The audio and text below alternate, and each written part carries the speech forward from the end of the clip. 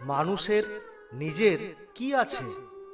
জন্ম অন্যজনে দিয়েছেন, নাম অন্যজনে দিয়েছেন, শিক্ষা অন্যজনে দিয়েছেন, রোজগার অন্যজনে দিয়েছেন এবং শ্মশানে অন্যজনে নিয়ে গিয়েছে। তাহলে অযথা কেন এত অহংকার?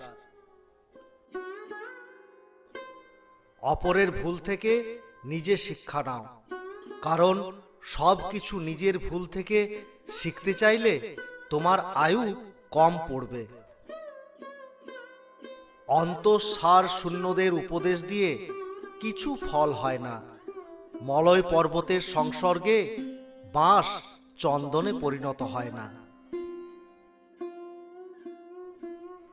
এই পৃথিবীতে কলঙ্কবিহীন বাড়ি নেই, আর রোগ ও দুঃখবিহীন মানুষ নেই। আঘাত ভোলা সহজ, কিন্তু অপমান নয়।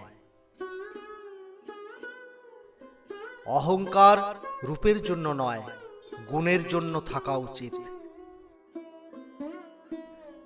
পৃথিবীর আবরণ সমুদ্র, গৃহের আবরণ প্রাচীর, দেশের আবরণ রাজা, আর স্ত্রীর আবরণ তার চরিত্র।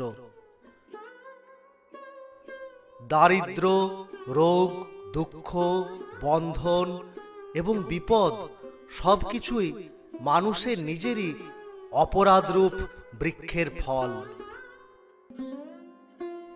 অহংকারের মতো শত্রু নেই, যশবানের বিনাশ নেই, মিষ্টিভাষীদের কোনো শত্রু নেই।